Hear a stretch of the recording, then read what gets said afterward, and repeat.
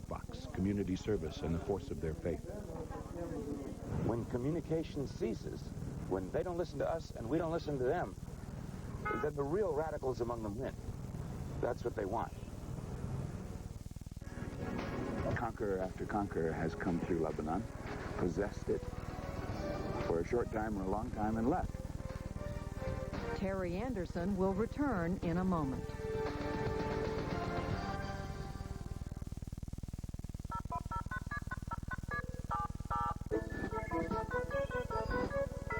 This is the sound of small businesses doing more business with Fridays free.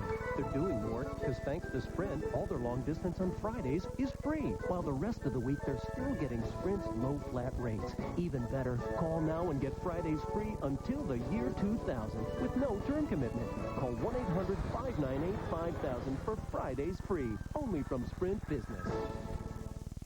Sonic technology is used to clean the most coveted diamond in the world. But Sonic technology is also used to clean something far more valuable. His teeth. Sonicare. High-speed brushing and sonic waves remove plaque beyond the reach of the bristles. For strong, healthy teeth and gums. Sonicare. Amazing, isn't it? The people of Bosnia are still counting their dead. Another launch. That Saddam could outlast even a second. The battle for control of Georgia continues. People were killed. People were... A young child tends to her dying mother. Even bigger disaster may be unfolding. Pandemonium here now. Damage inflicted on this residential area. If I get out of the way, you can see these ground force. CNN in Ethiopia. Baghdad, Sarajevo, Rwanda. This story is not over yet, and we're here right in the center of it. Take aim at two big movies every Saturday night on TBS. That sounds very stylish. Big Shots with Clint Eastwood and John Wayne. Any objection? Not hardly.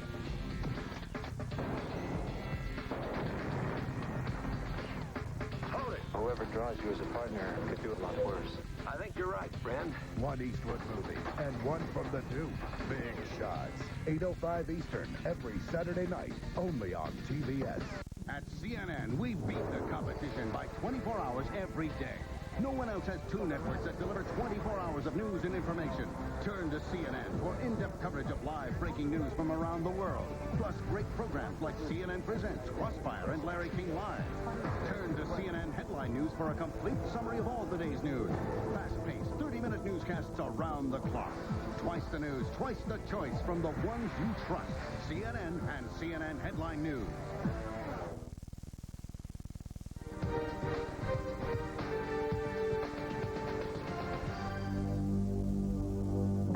Was once called the Paris of the Middle East. Then it became a metaphor for hell. While Lebanon has a rich history of trade and culture, it has also been a crossroads for conflict. Today, the country is rebuilding after 20 years of civil war. Will the reconstruction last? Terry Anderson investigates. These ruins were built by the Romans over several hundred years, just about the beginning of the Christian era. They were finished about 220 A.D. They are, by the way, the best preserved and largest Roman ruins in the world. They are absolutely spectacular. Along the Dog River, just north of Beirut, Lebanon's conquerors from the time of the pharaohs to the Second World War have paused to inscribe their names. Lebanon has always been a crossroads between Asia Minor and Africa, between the Mediterranean and the Arab world. Its beautiful cedars were plundered for shipbuilding. Monasteries perched precariously along its valleys. It's never been a whole nation, but a collection of different communities, different identities. The Shuf, stronghold of the Druze. The Kadisha Valley, seat of the Maronite Christian Patriarchy. And Baalbek, where the Romans built the Temple of the Sun, and where Hezbollah was born.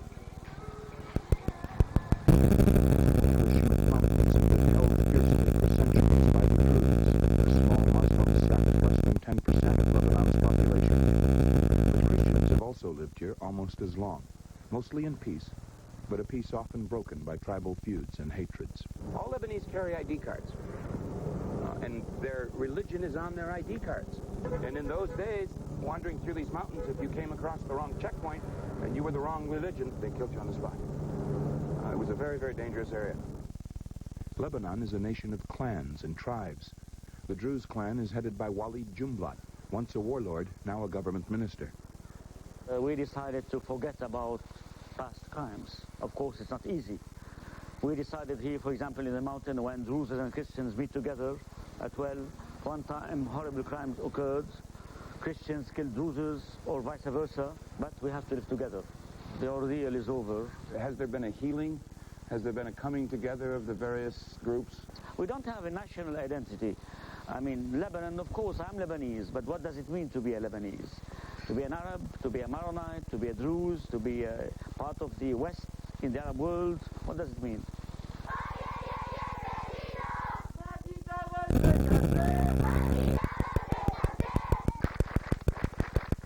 Strangely enough, it's the Lebanese army which is working hardest to build that new national identity through the nation's children.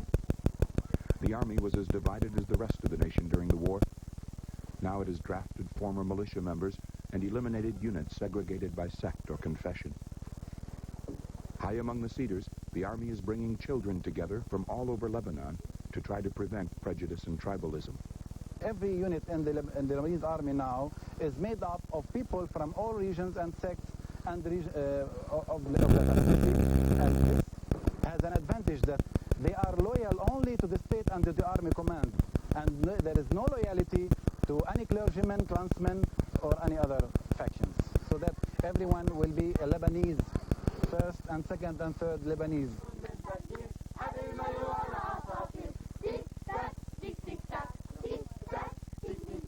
The hardcore militiamen are no longer on the streets with their hatred and their guns. Some of those same militia fighters are now teaching the children how to live in peace.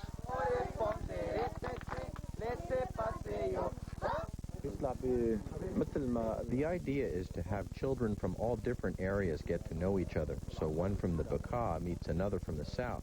They can become friends and exchange visits afterwards. It's national unity. It may not yet be national unity, but tolerance is developing, and in some unlikely places. The Roman ruins of Heliopolis stand in the town of Baalbek in the Bekaa Valley.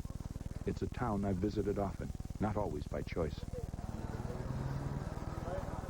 It is a little ironic, I think, that the most recent overlord of this particular area were the fundamentalist Shia, the pro-Iranian Hezbollah. I spent a fair amount of time up in that fort up on the hill. I didn't have the view that they have. I was in the basement. And I find it more than a little strange to be back here looking at these tourists.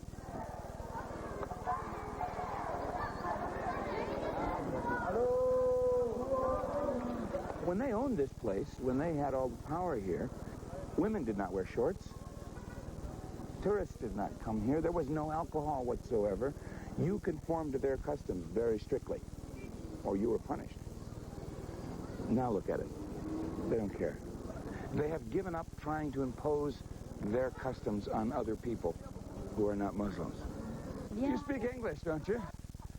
What do you think about being able to come here again? We are very glad, we are very happy that we can go to any part of Lebanon with free, because there is army now, there is the security. The Corniche, the sweeping boulevard along the Mediterranean. My old apartment is just a few yards from here. I took my morning jog along the Corniche, stopping for Arabic coffee before work. From my balcony, I watched militias and Marines fight for their lives along this street.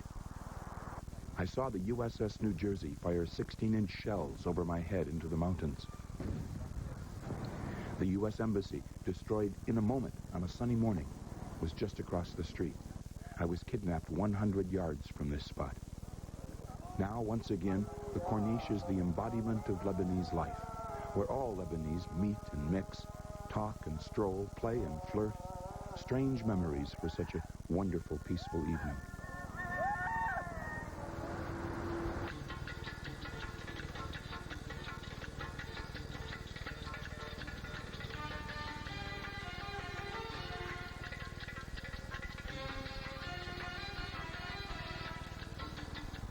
Optimism, so often crushed, so long disappointed, is growing day by day.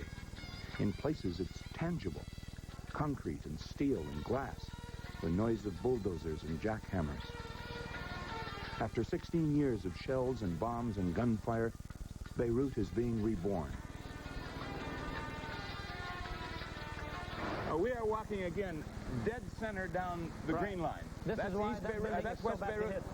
One block away, and that's East Beirut, 1 block away. Exactly. And all this damage, almost all of it was done by small arms, by rifles. Well, small arms and even grenades. For 16 years, they fired at each other, and they just ate the stone away. Right.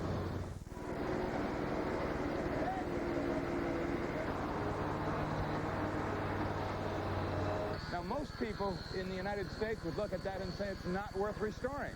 It's too badly damaged, so why are you restoring it? Well, we are restoring it because it has a character. It has architectural importance. This will cost much more to restore than to build a new building. We do not really want to commit the error that was committed in Europe after World War II, where they brought in bulldozer and bulldozed down everything. We want to maintain the character of Beirut, the old character of Beirut. This is a very ancient city. As the rubble of thousands of buildings is being carted away, the ancient foundations of the city have been exposed, to the delight of an international team of archaeologists. Beirut itself is one large, immense archaeological site. The site is of a regional, national and probably international importance because nobody to date has actually discovered, you know, the large public baths of Beirut, and that's what we have here. I mean, you just never get to play with stuff like this anywhere else in the world at any time. It's a joy to get out of bed at 5:30 in the morning to get onto site.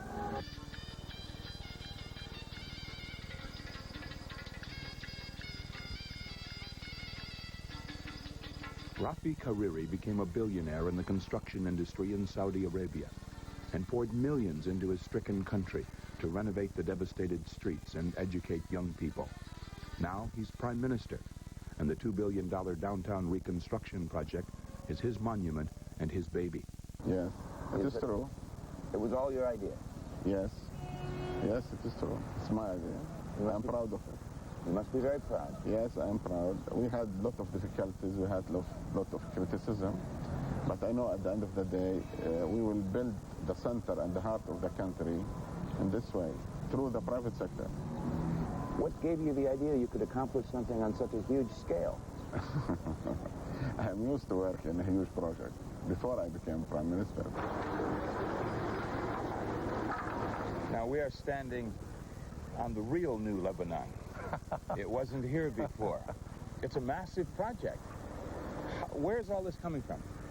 Well, actually, this is coming from the debris of the old buildings that were destroyed during the war. What is this big pile over here? That's the garbage. Garbage? Garbage. This is almost 20 years of refuse and garbage dumping in the sea of Beirut. How deep is it here? Well, actually here it ranges between 20 and 24 meters in depth. That's 75, 80 feet of crushed stone that you've already dumped here. Exactly. So you're bringing in all the rubble from all those destroyed buildings, crushing it, separating out the reinforcement rods and Correct. And using that for clean landfill. Correct. As well as reprocessing all that old garbage. Unsorted and unprocessed garbage and putting it in here. How many truckloads a day do you run in? We have about 700 to 1,000 truckloads a day. Hariri's public-private corporate invention, Solidaire, will rebuild Beirut's downtown, and it will look beautiful. Still, that's just the beginning. It took a generation to destroy this country. It may take another to rebuild it. Coming up next... Well, I returned to the lion's den to find most of the lions apparently well tamed. CNN Presents will continue in a moment. It's the internet made easy for everyone. Get the latest breaking news from CNN Interactive using AT&T WorldNet service, the internet you'd expect from AT&T. You get technical support from real people all day, every day of the week. Plus, AT&T long-distance customers can get a great one-year trial offer. And start your multimedia adventure with CNN Interactive's worldwide coverage. To get your free internet software, call 1-800-WorldNet now and ask for extension CNN.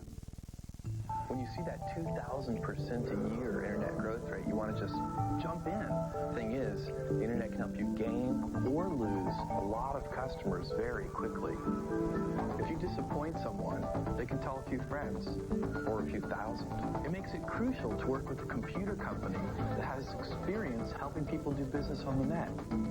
Not to mention the world's fastest servers, like digital. Digital, whatever it takes. Dear, I want to talk to you about our retirement. Oh, so many plans? We can't. We can't what? Retire. We can't retire. You might even think about taking a second job. Yeah. Remember how we used to talk about putting some money aside? Yes. Well, we never did. How did that happen? Who knows? Listen, you like to get outside, don't you? Cut the grass. Lots of yards in this neighborhood. I see income potential here. Don't let this happen to you. Plan with Alliance today. You, your financial advisor, and Alliance Capital, one of the largest investment managers in the world.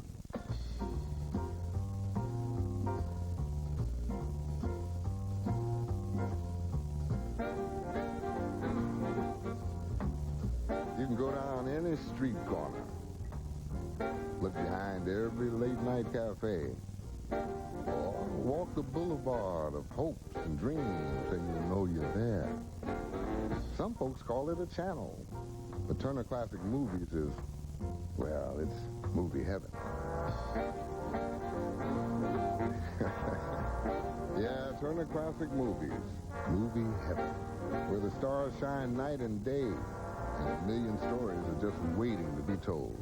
It's the greatest movies of all time, uninterrupted and commercial-free, and it's open 24 hours a day. To get a little piece of movie heaven for your very own, all you have to do is call your cable company and tell them you want Turner Classic Movies. Truly movie heaven.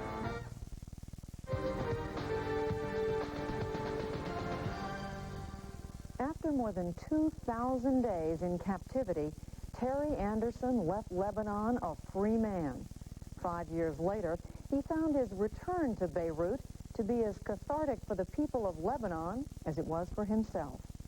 Here are his final impressions.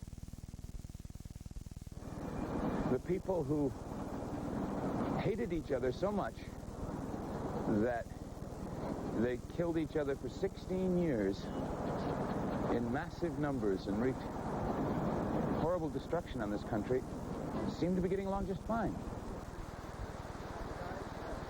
There is no lack of problems. Political, economic, social. Oh, the occupation, both by the Syrians, although it's a voluntary one. The Lebanese invited them, they keep insisting, and want them here to make sure that the civil war remains ended. And the Israeli occupation of the South have political costs. They're not interested in war crimes trials, despite the terrible things that they did to each other. They're not interested in hating anymore. Not all of it's gone away. A young lady said to me at dinner the other night, if you squeeze me, it's still there. But they're not squeezing each other. They're letting each other be. I spent 3 years covering the war in Lebanon, and despite the violence and the fear, I fell in love with the country. I spent 7 years as a prisoner here. People call me a victim of Lebanon, say I lost 7 years of my life. I didn't lose them. I lived them. They were different and unpleasant and certainly long, but they also are part of my life.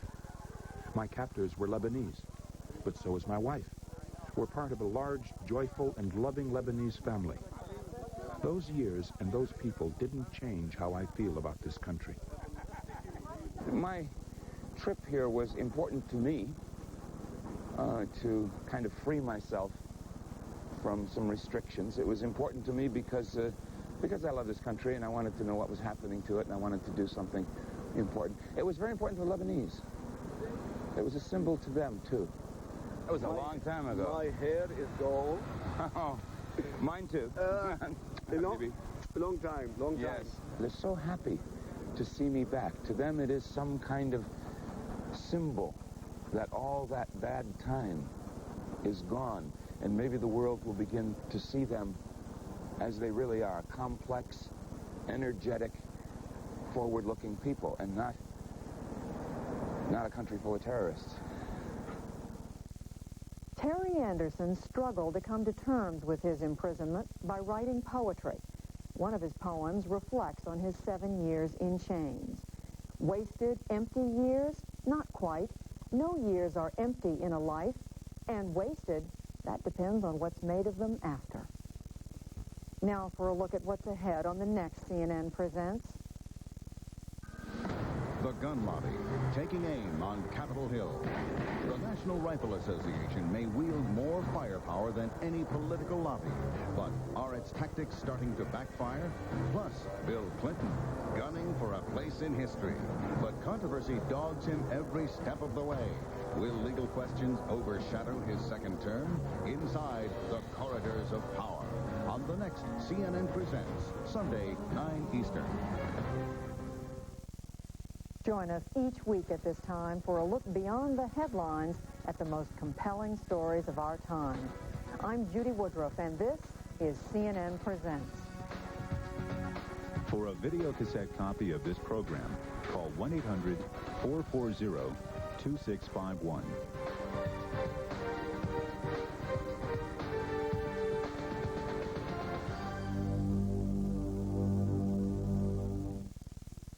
Closed captioning was provided by Bell Atlantic, the heart of communication.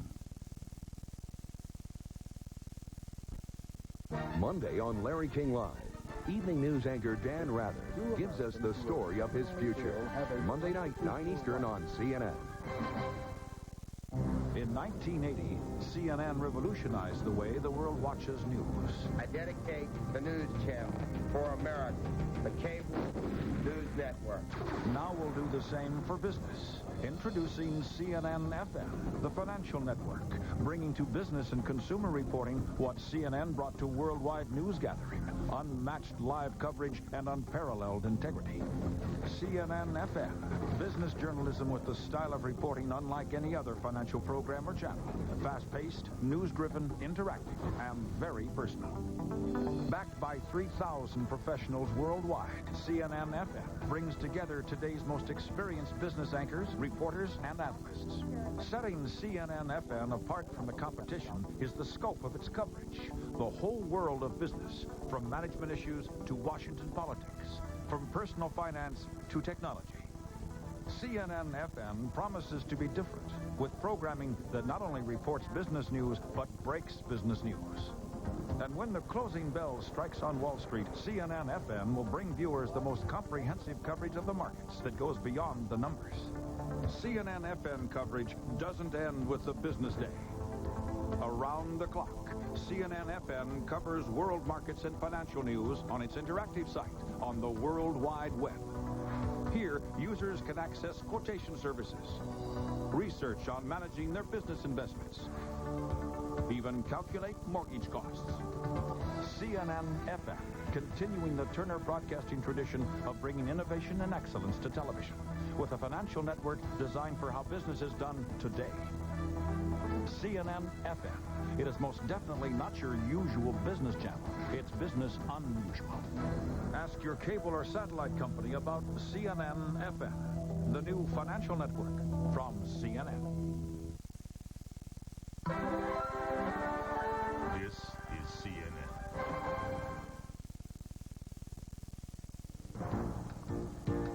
Paula Jones wants her day in court, and now the U.S. Supreme Court will decide if she gets it while President Clinton is in office. They knew it was going to be tough, but they say it went above and beyond the call of duty. 2 women cadets say farewell to the Citadel.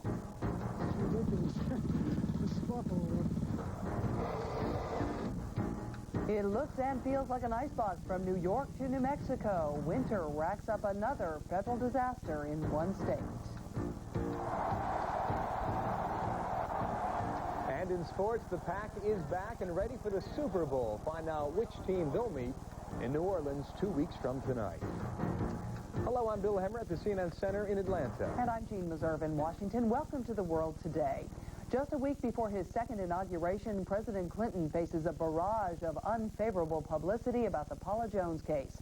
Monday, the Supreme Court will hear arguments over whether Jones' sexual harassment suit can go forward while Clinton is still in office. CNN's Anthony Collins has a preview. Should a president have to face testimony like this while in office? He tried to make several advances at me, passes, and I would pull away each time, and eventually he exposed himself to me. Paula Jones wants her day in court now, not later. She wants the Supreme Court to say she can get her sexual harassment claim against President Clinton heard while he's still in office.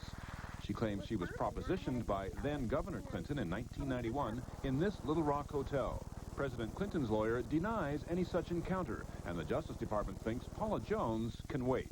Considering the tremendous burdens on the presidency, the matter should be delayed until after the service as president.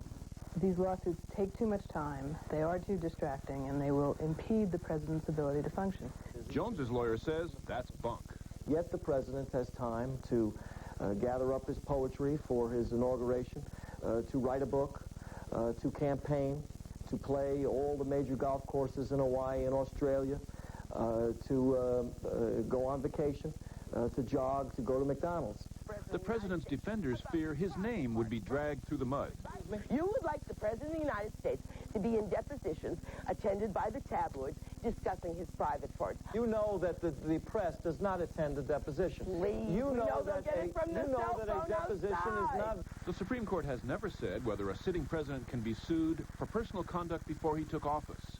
Former President Nixon was sued by a government employee who lost his job, but the Supreme Court in that case said presidents can't be sued for what they do in office. Jones says no president should be above the law. And if it had been any other normal man, they would have to answer for it. Nothing but the truth to help you, God. I do.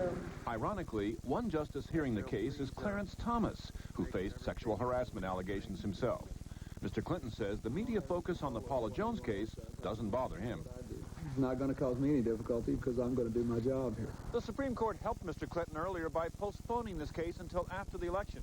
But now the case is back, and the bad publicity threatens to rain on his inaugural parade. Anthony Collins, CNN, at the Supreme Court. And coming up in our second half hour, Jeffrey Birnbaum of Time magazine will join me to discuss the potential impact of the Paula Jones case and the arguments that both sides are expected to present at Monday's hearing. Separate statements, the same results. The Citadel is losing 2 of its 4 female cadets. In statements released through their attorneys, Kim Messer and Jeannie Montalvo say they're not returning to the former all-male military institute for their second semester. Both women say they were the victims of sadistic hazing and sexual harassment at the hands of male upperclassmen, and they say the Citadel let them down. For her part, Messer says, quote, "It is apparent to me that while I might be physically safe on campus, I would not be welcome." She goes on to say, "It is with awful realization that I have regretfully elected not to return to the Corps of Cadets." In a separate statement, Montalvo says, quote, "The school's promises to me and my family that knob life would be rough but safe were critical to me. Because the Citadel broke its promise, I cannot return," end quote. Now, the Citadel has scheduled a news briefing for tomorrow, Monday, that is scheduled for 1:30 p.m. Eastern Time, and CNN plans live coverage of that briefing. In other news, should the privacy allotted to alleged rape victims be extended to their accused attackers? The lawyer for Dallas Cowboys wide receiver Michael Irvin thinks so. Attorney Royce West says men accused of rape but not charged should have as much protection from public identification as the women who filed the complaints. Irvin and teammate Eric Williams were cleared in a sexual assault probe after their accuser admitted she lied. The woman had remained anonymous throughout that investigation. An attorney for Eric Williams, the other Dallas Cowboy, is accusing the Dallas police of dragging their heels in clearing his client. Peter Ginsburg says police knew the allegations were false 2 days into their investigation, yet waited 11 days before clearing Williams and Irvin. Police, though, in Dallas deny those charges. Police in Boulder, Colorado reportedly have identified suspects in the killing of JonBenet Ramsey. Newsweek magazine reports in its latest editions that investigators have narrowed their suspect list to 7 or 8 names. CNN's Greg Lamont has more on the murder mystery that is captivating the attention of many Americans.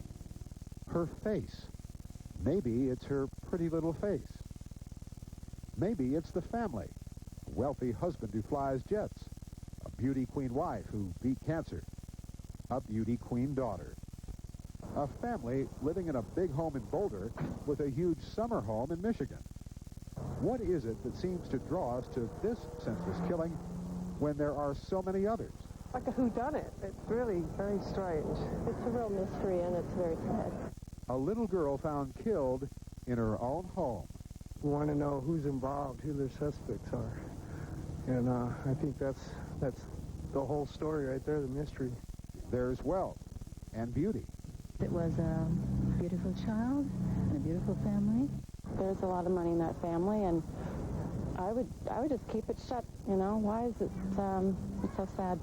There is fear. It's kind of scary. I think a lot of people with children here in Boulder are really scared. Police say it was a one-time occurrence, but it was a violent death. Jean Benet's skull was fractured. She was sexually assaulted.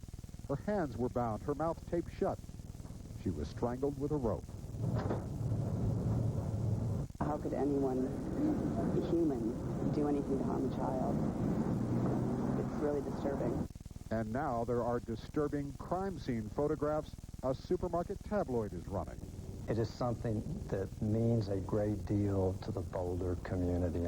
But the reality is that we are, this situation is a curiosity to the rest of the country.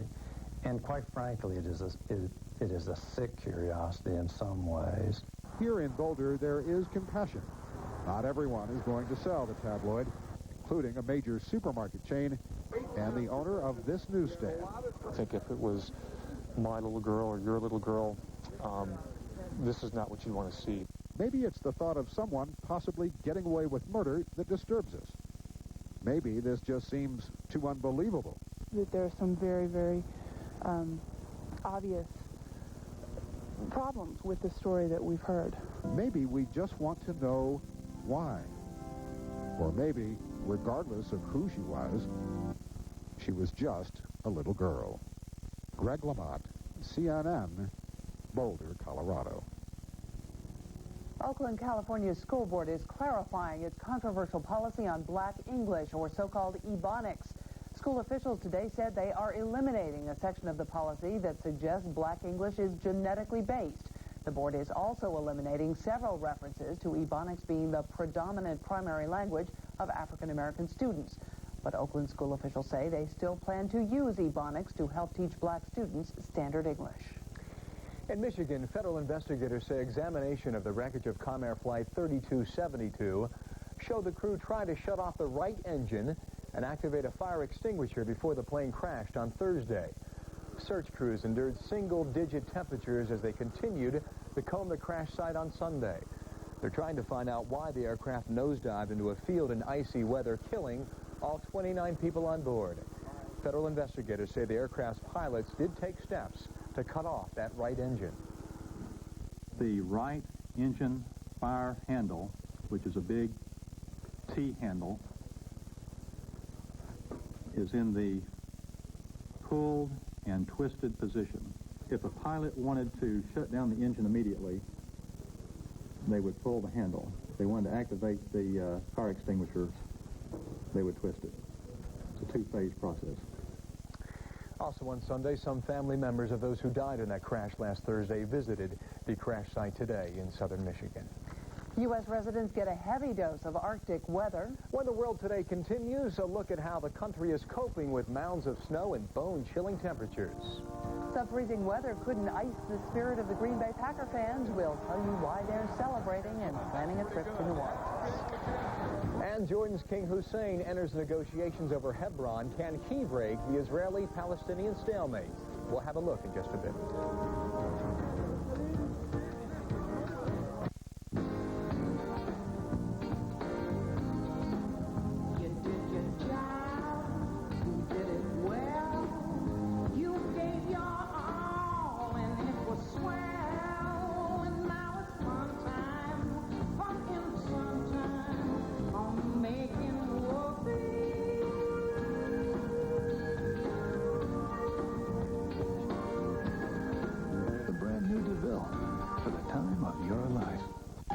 Social Security and pensions may provide only 45% of your retirement income.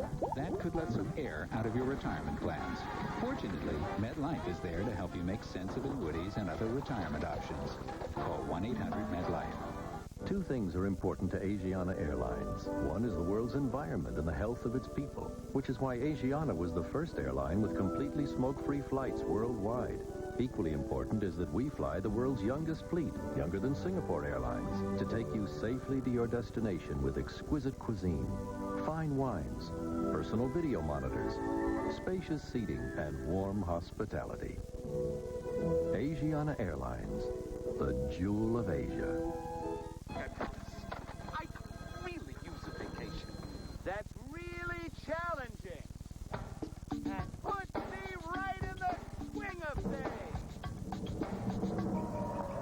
We could really use a vacation. That puts everything at our fingertips while taking us to new... Discover the continent of Puerto Rico. Pristine beaches, 500 years of history, and an unforgettable vacation. Only Puerto Rico puts it all within your reach. 5 years after his release, former hostage Terry Anderson returns to Beirut for a highly personal portrait of a nation recovering from 17 years of war.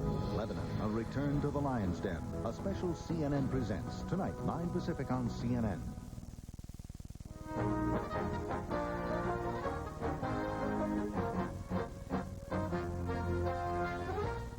From the southwest to New England, winter has much of the U.S. in its grip at this time. One state has even been declared a federal disaster area.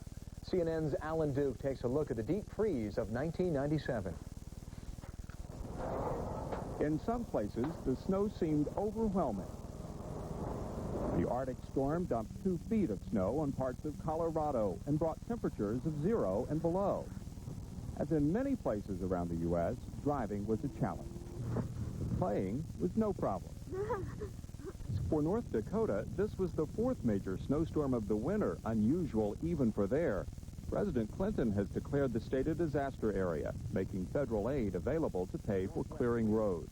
Skiers at Snowbird, Utah were stranded up the mountain when avalanches closed roads Saturday and Sunday.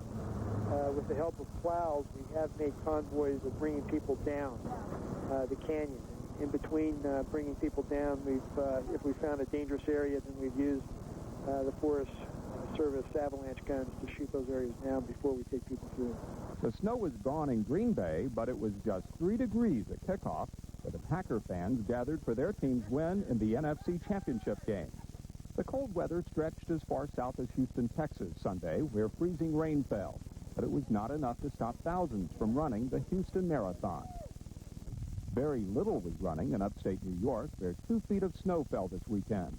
There wasn't much to do on Sunday except for repairing the plumbing, plowing the snow, and of course, more kids having fun. With driving bans enforced, people were finding other ways to get around. But it was even tough for snowmobilists. A couple big dirt socks out to my waist. I've been walking through, but otherwise, it's 2-3 feet. Thing doesn't like going through that. It's ridiculous. It's Buffalo. And as another person put it, this is Buffalo. Get used to it. Alan Duke, CNN reporting. Among the regions hard hit by severe weather is western New York State, where moist Arctic air blowing in across Lake Erie is creating unusually heavy lake effect snow, as it's called. For an update, we're joined now by reporter Andrew Siff of CNN affiliate WKBW from Silver Creek, New York. Andrew, how is it?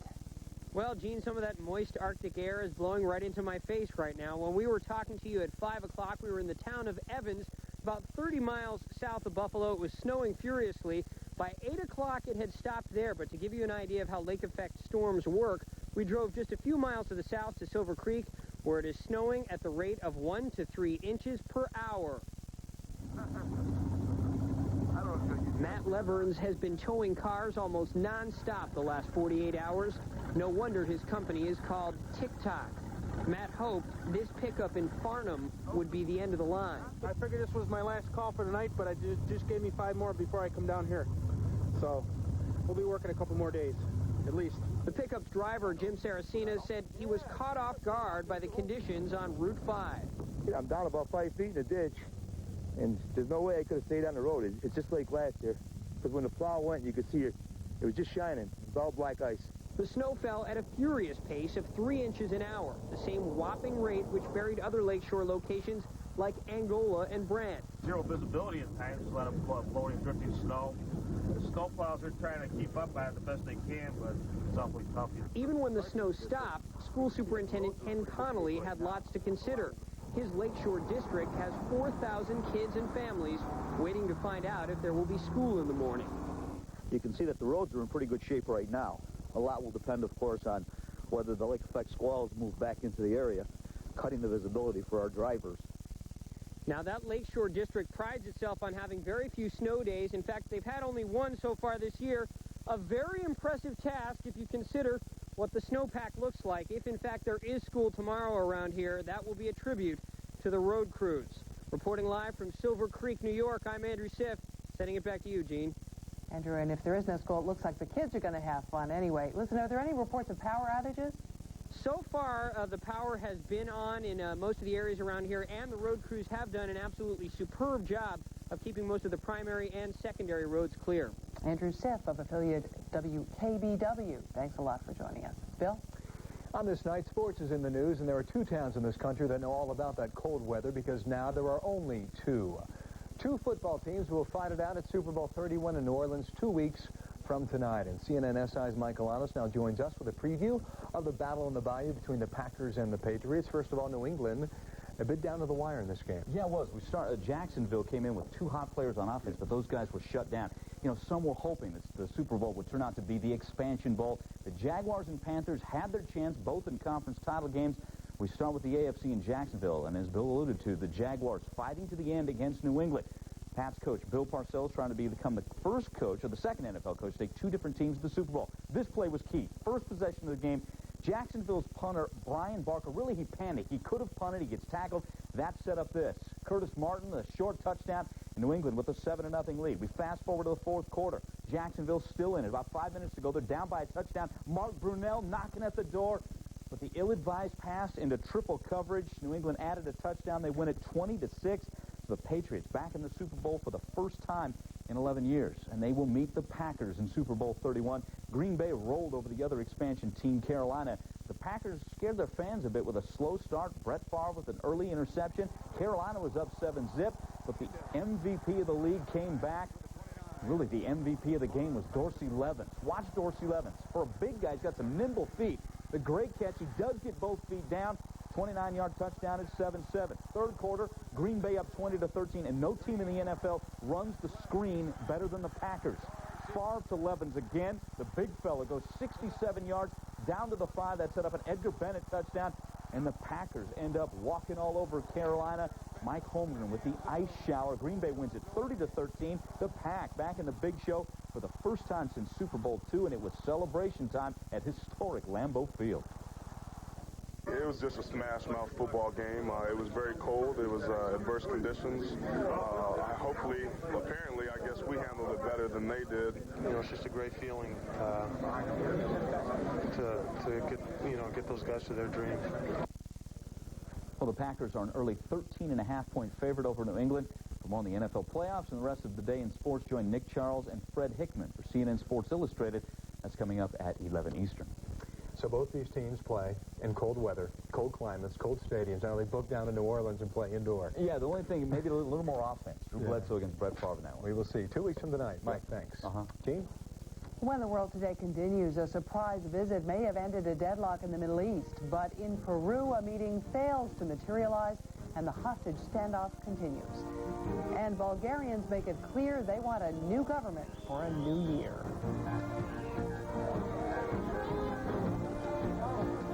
When you think of brokers who've built a name on service and low prices, you think of Charles Schwab. So when you think of dependable online trading, you think of eSchwab. Online investing that gives you access to information and research. And now we're introducing a new low commission of just $29.95 per stock trade. For more information and a special introductory offer, call 1-800-eSchwab. Now when you think of new low commissions, from a name you can trust, you think of eSchwab. Through the ages, this shape has changed the way we travel, the way we play, and now the way we watch TV. Introducing the revolutionary Z-Track remote from Zenith. Just point, spin, and click. Television has never been easier to control. Zenith advanced video imaging sets, with colors more vivid and images more realistic than ever before. And now the simplicity of the new Z-Track remote. One more way Zenith is reshaping television.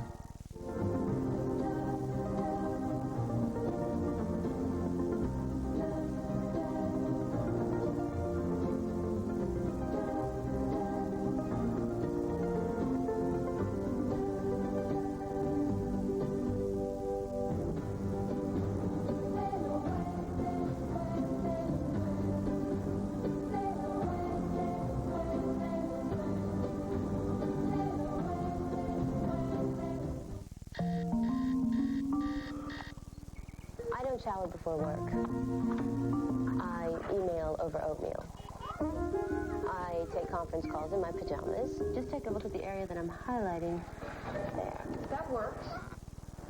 I document conference, I page, I fax, I work out. I get tons done. I still don't shower.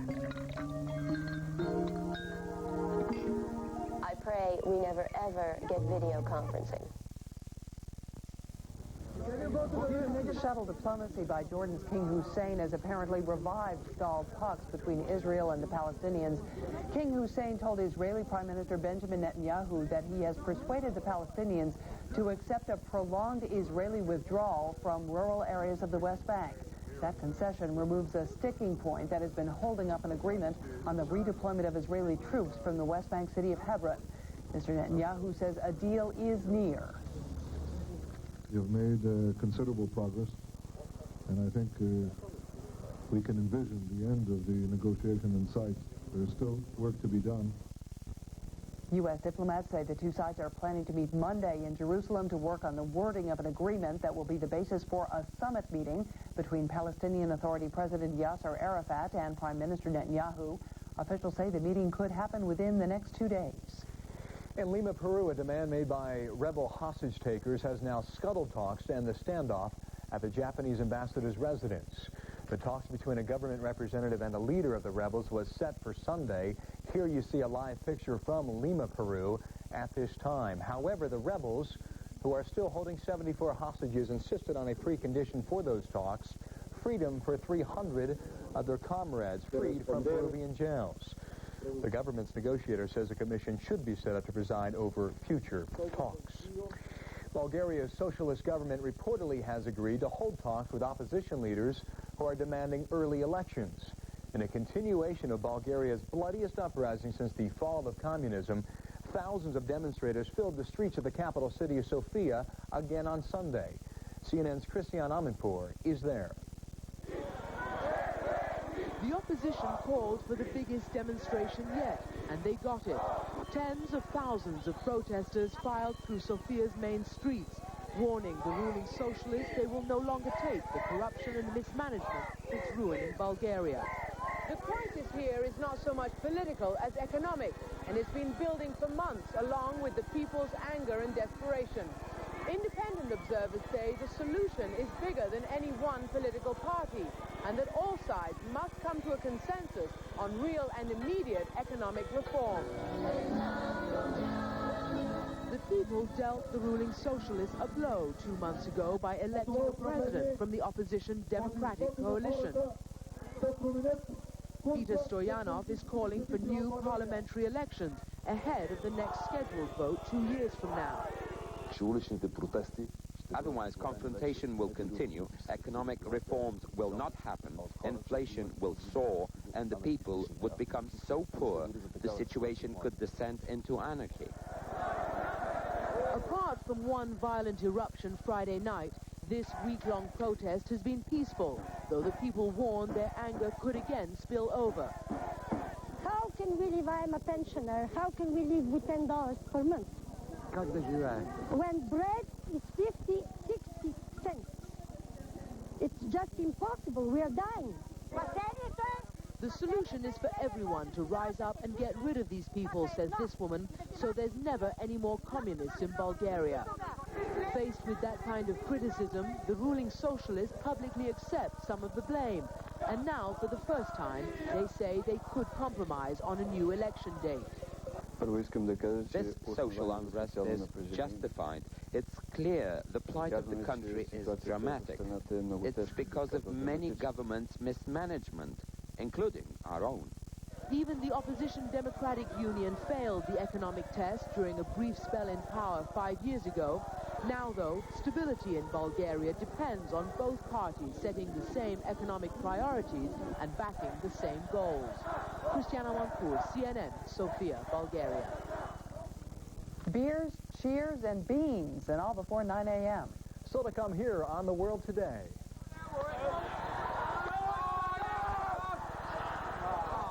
It's a home away from home for some long-distance soccer fans. When it comes to alcohol, a little can go a long way, but just how much is enough?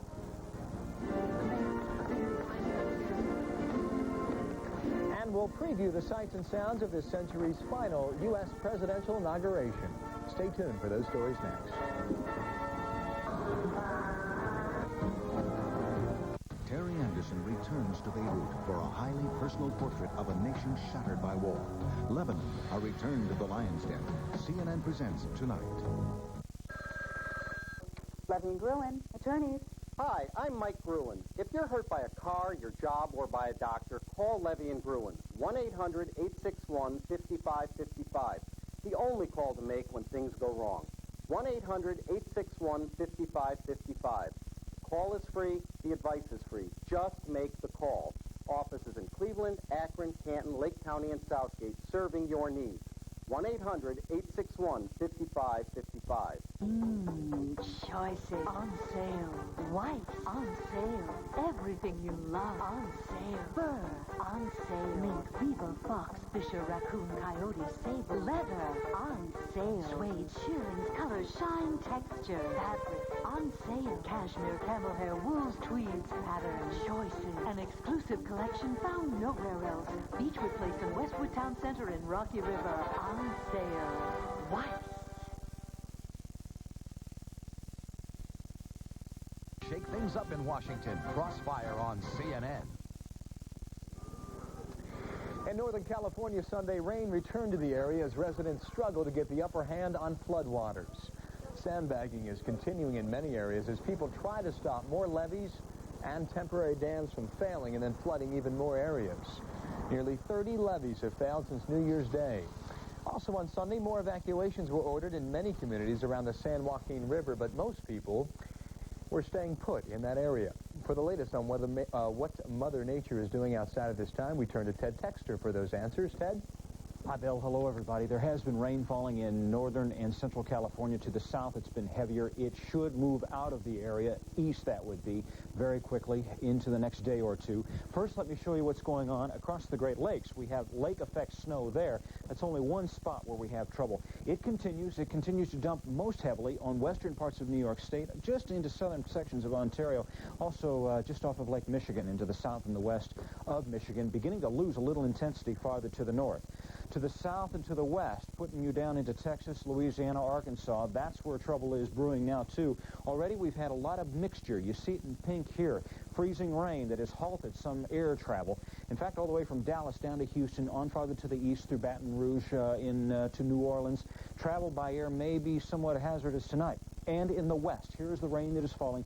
Brighter colors on the green, that shows you where the heavier rain is. So there is some heavy stuff, at least moderate to heavy.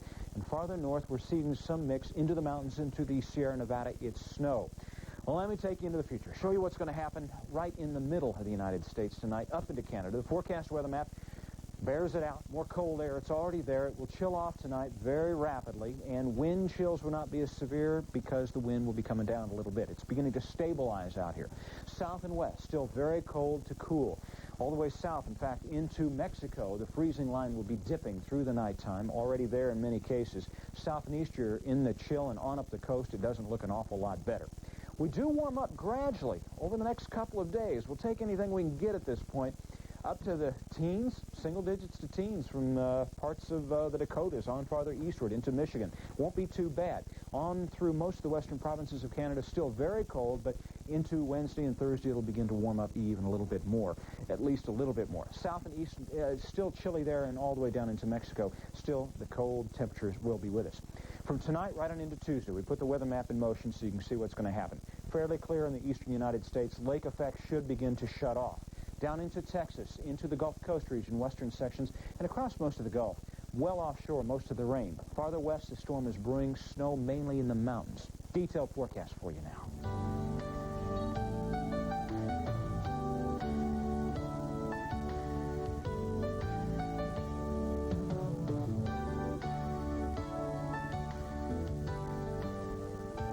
We'll see if we can get Europe here. It looks like, or rather Asia and the Pacific Rim. We've had some trouble with storms there, but overall we're looking like an improving picture will be with us. High pressure offshore. Next front that sweeps through most of North and South Korea brings colder air into Beijing. Colder temperatures will be seen.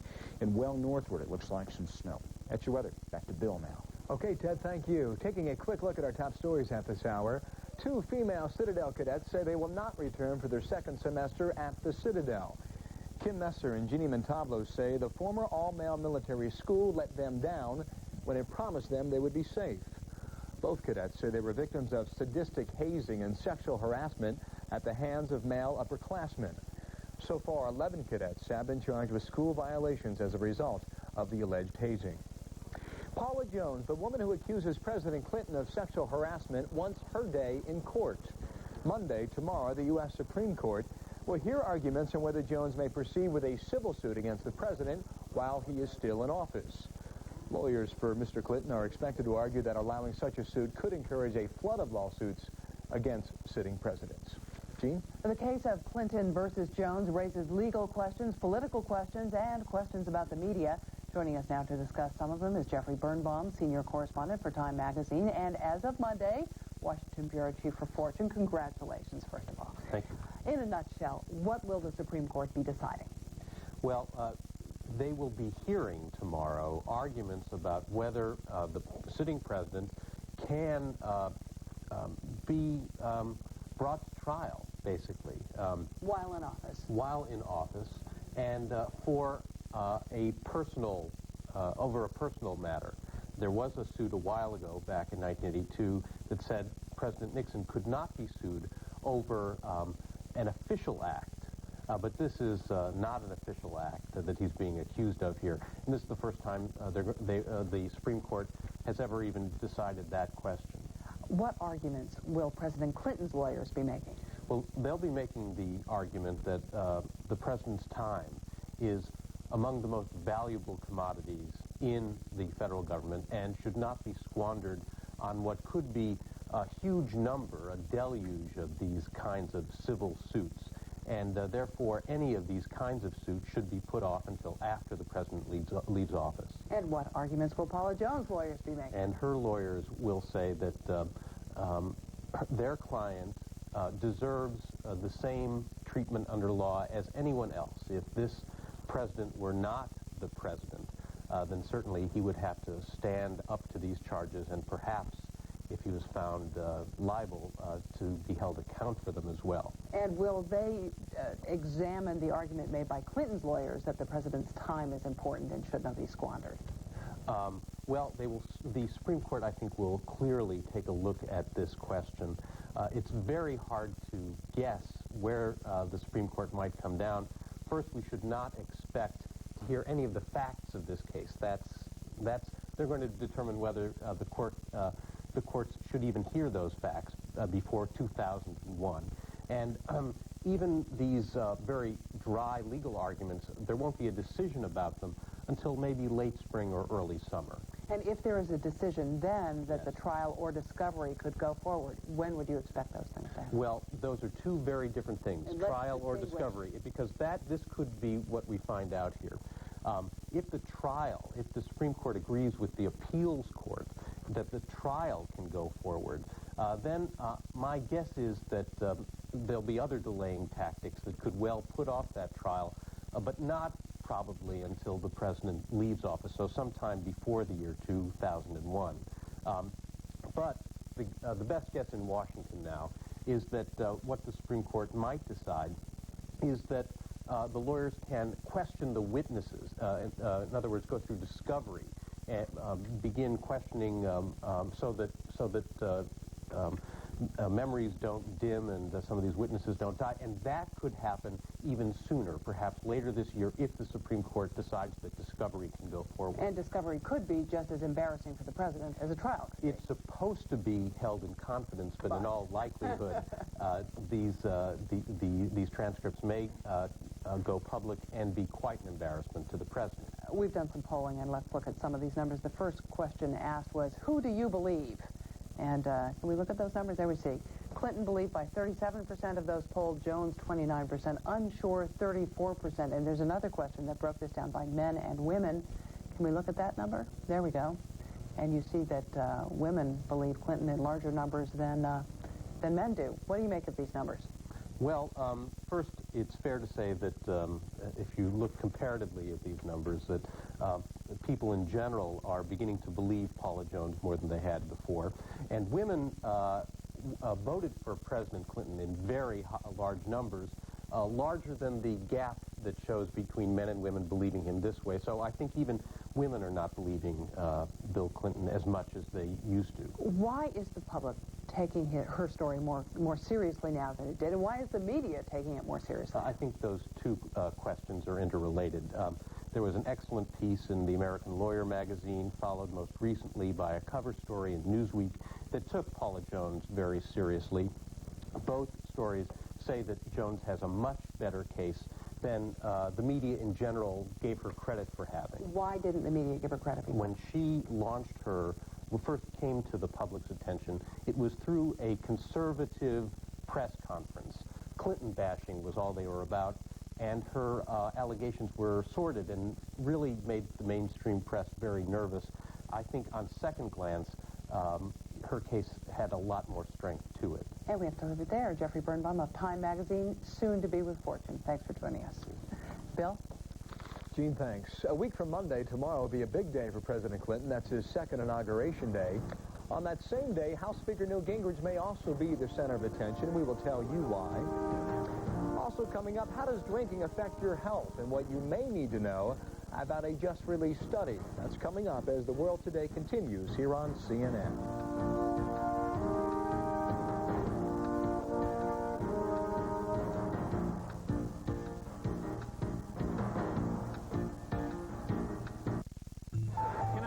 Dog year equals 7 human ones? Computers are like that compared to other machines. A 7-year-old airplane is younger than a 1-year-old server. It makes buying decisions tough. It turns systems into orphans way too soon. Computer people ought to be sensitive to that. No matter how great the new stuff is, it should work with, even optimize their old stuff. Digital does it. Everybody should. Digital. Whatever it takes.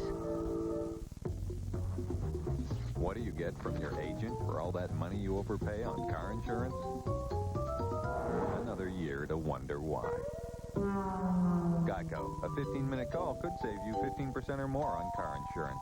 This man represents all the people who switched their car insurance to Geico last week. Sir, please raise your hand. 10,000 times. Geico, a 15-minute call could save you 15% or more on car insurance. Most people would jump at the chance. 10 days in South America. But I've done this before. I knew better. This was business, and I was 5,000 miles from home. There was a lot at stake, and I was on my own. Trying to keep my bearings. Trying to negotiate. Sometimes just trying to communicate. All the while hoping to pull this whole thing off as soon as possible so I could head back. 6-7 million pesos to your bottom line over the next 5 years. Yeah, I'm sorry, honey. It's going to be another day. You know, it's funny, being away so long.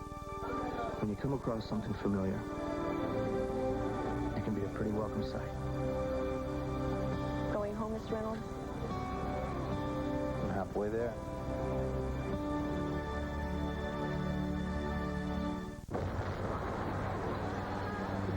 Bosnia are still counting their dead. Another launch that Saddam could outlast even a second. Control of Georgia continues. People were killed. A young child tends to her dying mother. Even bigger disaster may be unfolding. Pandemonium here now. Damage inflicted on this residential area. If I get out of the way, you can see these down for CNN in Ethiopia. But Baghdad, Sarajevo, Rwanda. This story is not over yet, and we're here right in the center of it.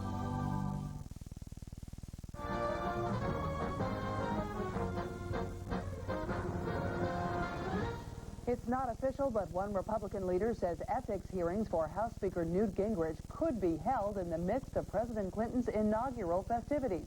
Jonathan Aiken reports the latest twist in this Speaker's saga. I, William Jefferson Clinton, do solemnly swear. On Monday, January 20th, the pomp and ceremony will again be on the west front of the Capitol building as President Clinton begins his second term in office. But the real action may be in the House Ethics Committee, which could be holding open hearings over Speaker Newt Gingrich's ethics problems. There will be a report of the special counsel be completed next week. It'll be presented to the committee. Then the committee will hold open public hearings. Television will cover it. I'm sure it'll be on CNN next Friday, Saturday, Sunday, and Monday, and we will vote on the 21st. That's the way it should be. GOP congressional leaders are rallying around their speaker and perhaps calling the Democrats' bluff. The ethics hearings were originally scheduled for this past Monday, but were postponed when Democrats complained they wouldn't have seen that report on Gingrich's ethics problems from an independent counsel. Now it looks like Republicans are moving too fast for Democratic tastes. The special counsel has said he can't do both a report and a hearing in 1 week. He has said he needs till February the 4th to do both. And the question is, what's the rush? The GOP may control the calendar, but it does not control the rank and file. 9 Republican members of Congress did not vote for Newt Gingrich as House Speaker last week. One of them says she hasn't decided on the appropriate punishment. I might vote a higher level of censure versus reprimand for Newt. No, I have continually said, until the Ethics Committee is done, he is not the right leader. Democrats say the idea of holding ethics hearings the same weekend as inaugural festivities is a diversionary tactic. One Democratic leader asking, who will be paying attention? Jonathan Aiken for CNN, Washington. The space shuttle Atlantis is now well on its way to catching the Russian space station Mir.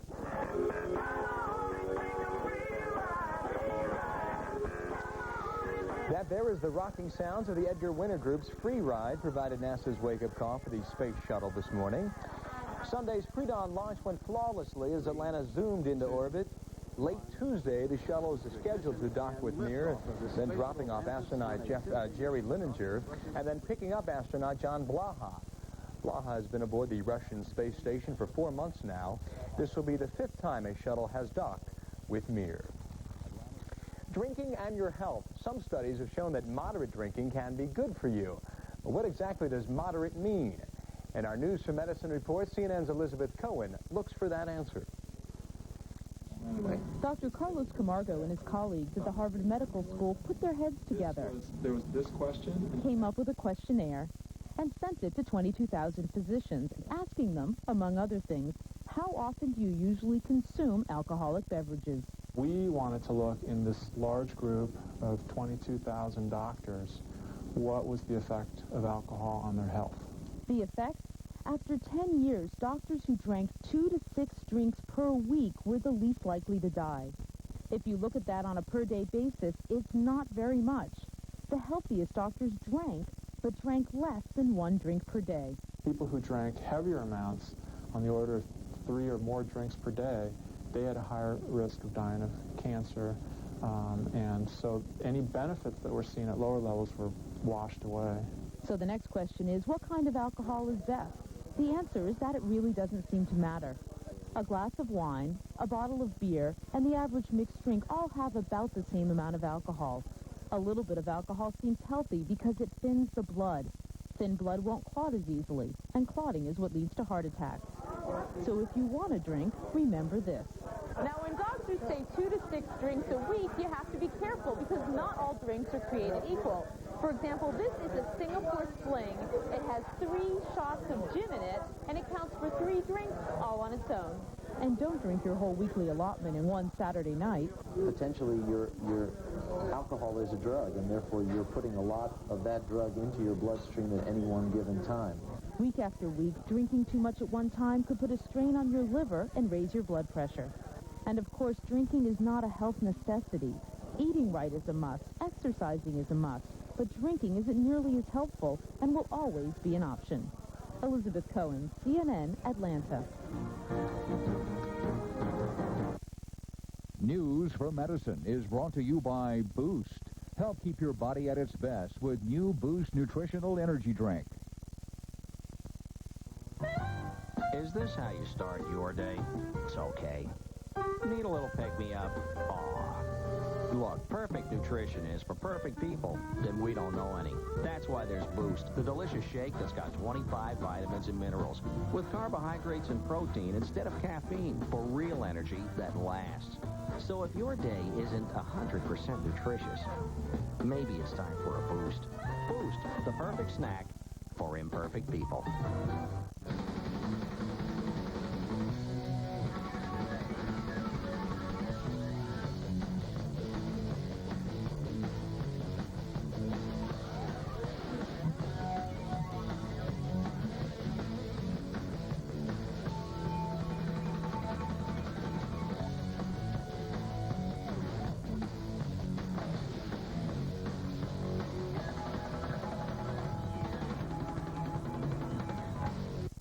Navigating today's financial environment is more challenging than ever. What you need is MetLife. We know the hazards and can help you rise above them. We'll help you make sense of it all. Get Met. It pays. Monday on CNN's Burden of Proof, attorneys for Paula Jones head for the Supreme Court. O.J. Simpson has his second stint on the stand, and the investigation continues into the death of JonBenet Ramsey. We'll have the latest Monday, 12:30 Eastern on CNN.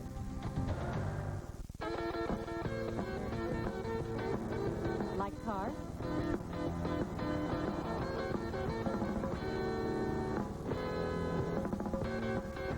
So you'll be in Detroit for the International Auto Show? Relax. Let CNN take you there. Route 97, 10:30 Eastern, Monday night. For car lovers heaven, watch Route 97, Monday night, 10:30 Eastern on CNN.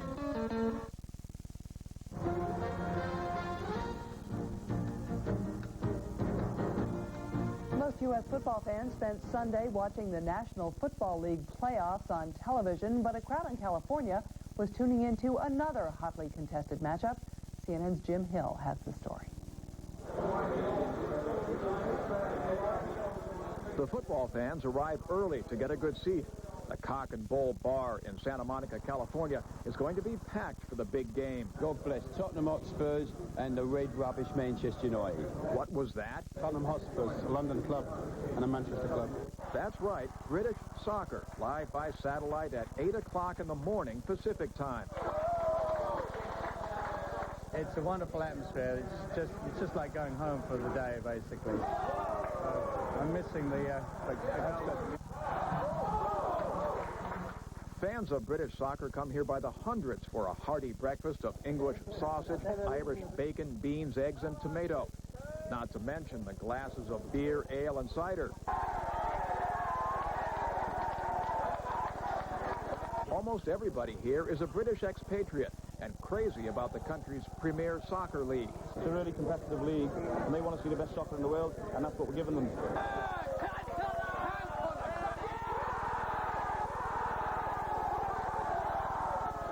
I've been a Man United supporter since I was about 9 years old, so it's glory days now. I've been a Tottenham supporter for years and years and years, and I've been here for 8 years, and I come here to watch the game, so I'm rooting for Tottenham.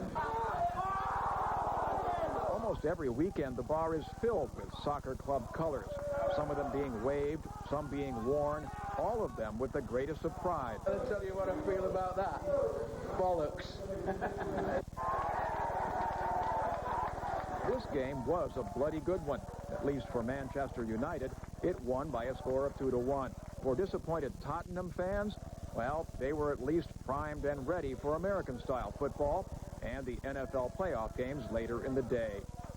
Jim Hill, CNN, Santa Monica, California. And when the world today continues, preparation for the inauguration. Cold weather plays a part in rehearsals, but Mother Nature cannot fool this American tradition. That story's coming up next. Stay tuned.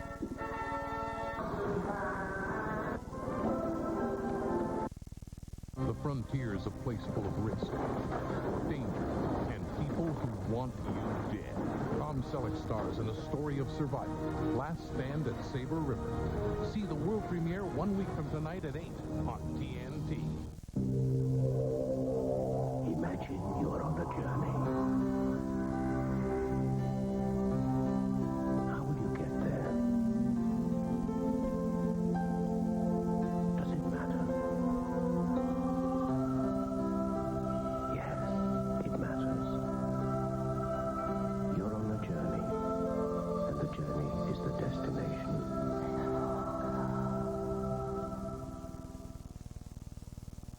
With my itchy, flaky scalp, I need 2 hands for itching and 2 more for flaking. Now all you need is Double Action Scalpicin. It helps stop deep scalp itch and dandruff, too. Scalpicin is not a shampoo. It's a clear liquid you don't wash away. Starts working instantly to get under the dandruff with a medically proven medicine these dandruff shampoos don't have. Double Action Scalpicin. No more flaking, no more itch. Scalpicin helps stop deep scalp itch and dandruff. Everybody's making Velveeta cheese spread and salsa. Just put Velveeta into a bowl.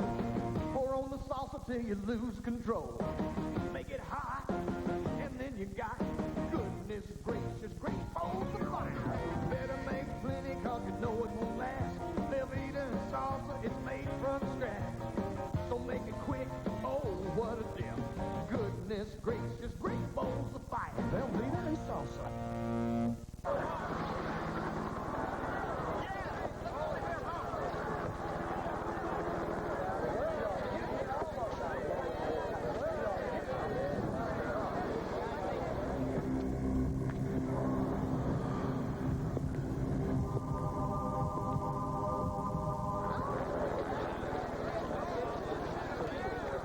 Introducing the Audi A8. The future of the luxury car has arrived.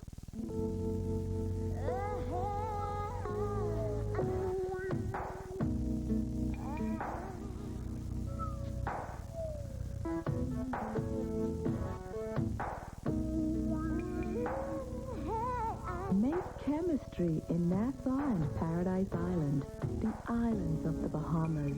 It just keeps getting better. Call AAA at 1-800-AAA-5091.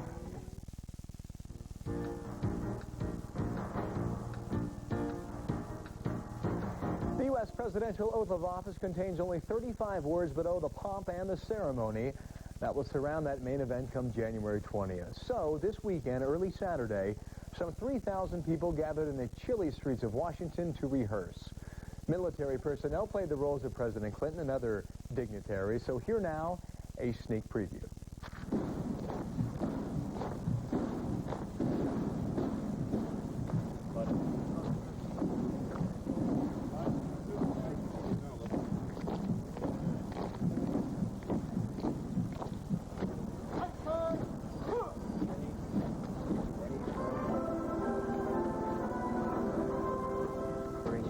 Inauguration on 3rd April 1789. We have always supported our Commander-in-Chief at his inauguration.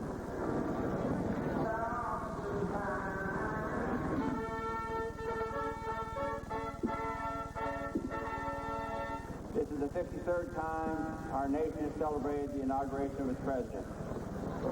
This is an American tradition which began in 1789 with the inauguration of George Washington and has continued uninterrupted every 4 years, regardless of war, depression, or other national crisis.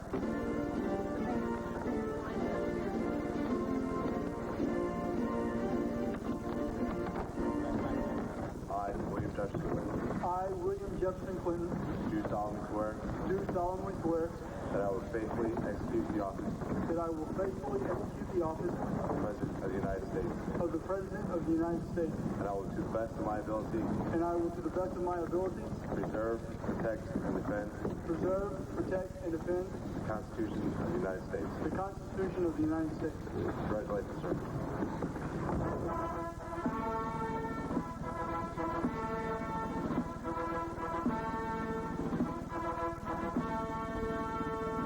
If it's this cold, I'll feel a lot of sympathy.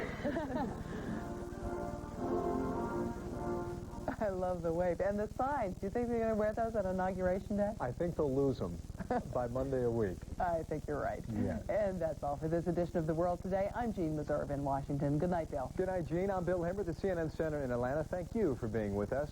For our domestic viewers, CNN Sports Illustrated is straight ahead. Stay tuned.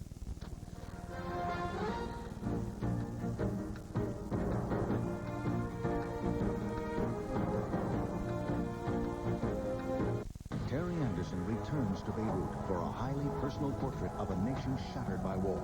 Lebanon, a return to the lion's den. CNN presents tonight. In 1957, Max Allen and Bob Friedman started business at East 125th and St. Clair. Their philosophy was, give the best deal for a new car and the customer will come back again. By staying true to that simple concept, the Friedman brothers became known for having the best deals in town. Since then, we've sold over 50,000 new Buicks and GMC trucks. Although we've added generations and changed locations, we're still committed to offering the best deal in town. Friedman Buick, GMC, Mayfield at Sam Center. We'll beat any deal. Levy and Gruen, attorneys. Hi, I'm Mike Gruen. If you're hurt by a car, your job, or by a doctor, call Levy and Gruen. 1-800-861-5555. The only call to make when things go wrong. 1-800-861-5555. The call is free. The advice is free. Just make the call. Offices in Cleveland, Akron, Canton, Lake County, and Southgate serving your needs. 1-800-861-5555. There's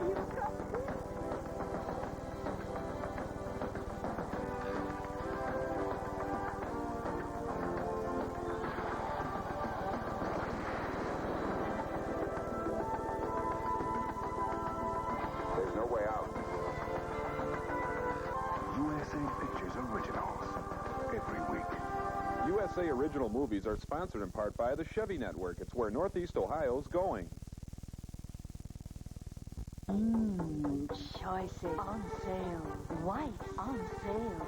Everything you love on sale. Fur on sale. Mink, beaver, fox, fisher, raccoon, coyote, sable. Leather on sale. Suede, shearings, colors, shine, texture. Fabric on sale. Cashmere, camel hair, wools, tweeds, patterns, choices. An exclusive collection found nowhere else. Beechwood Place in Westwood Town Center in Rocky River on sale. Whites.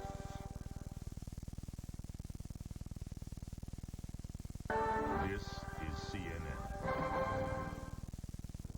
Hello, I'm Ted Texter in Atlanta with your Business Traveler's Advisory. We do have some trouble spots tonight. In the east, we're looking pretty good. There's some light snow in the north and heavier as you get towards the Great Lakes, in particular Buffalo.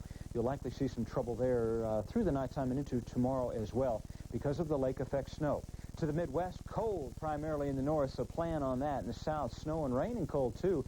In Dallas, in Houston, New Orleans, Baton Rouge, you can expect not to travel tonight. In the morning, call your airline. There may yet be some problems with freezing rain, snow, the like. So plan ahead or call ahead. That's the best advice I can give you. In the west, we have partly cloudy skies in the north, rain and snow in the south. Los Angeles, San Francisco, Las Vegas, could be some delays there because of inclement weather. There's rain and snow mix. And also we have, at times, some restricted visibilities because of that. Check out that airport network if you have a chance. You'll find it in gate areas and airports around the country. We have some detailed forecasts after this break.